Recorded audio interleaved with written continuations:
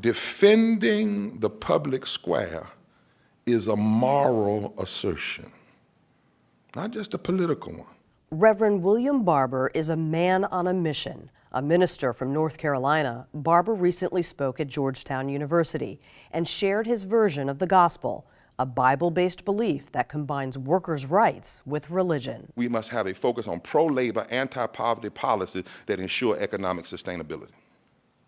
Number two, we must demand and fight for educational equality for every child by ensuring high-quality, well-funded, constitutional, diverse public education and access to college and community college. Number three, health care for all. We'll work and make the Affordable Care Act work, but we got to protect Medicaid, Medicare, Social Security, and we got to continue to push for universal health care, and we must have environmental protection in women's health. Number four, in light of all this happening, we must fight for fairness in the criminal justice system, but we got to tweak that thing a little bit. Not only must we deal with the racial issues, but this is going to be a complex issue. We must fight for fairness in the criminal justice system by addressing the inequalities that face black, brown, and disenfranchised white people.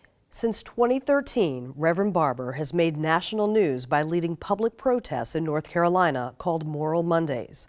The crusade allows thousands of activists to speak out against regressive state lawmakers who've passed the toughest voting restrictions in the country, declined Medicaid expansion for 500,000 residents, slashed school funding, and cut taxes for the wealthy.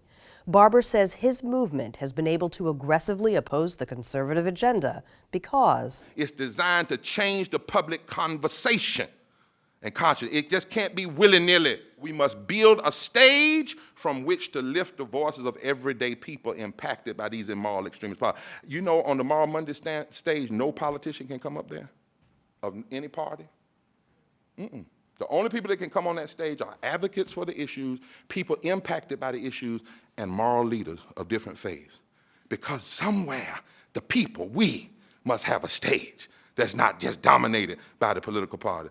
They saw multi-millionaire businessmen going to jail alongside labor leaders, saying that they were against the anti-labor. When they saw doctors going to jail for their patients and holding the hands of their patients. When they saw wealthy people with breathing machines coming and going to jail saying, I have health insurance, but I'm concerned about the other. When they saw teachers and students and parents doing that together. When they saw straight people speaking up for gay people. When they saw white people standing up and criticizing the racism of our General Assembly, particularly as it related to voting rights. When they saw a Republican and a Democrat stand on the stage and say, listen, we are against what this legislature has done to cut unemployment. And how did they get there? They didn't get there because we recruited left and right. We recruited hard. Reverend Barber says the Moral Monday crusade has successfully slowed North Carolina's regressive legislative agenda, and similar movements are currently mobilizing in Missouri, Georgia, Florida, and Alabama. Somebody must stand up and say it doesn't matter what political party is in power. We must raise our dissent, knowing that whether we are heard now or later, history has shown that moral dissent in the public square sows the seeds of change and justice that eventually blossom on the landscape of our democracy. We must raise our moral dissent, and every generation has a calling to do it.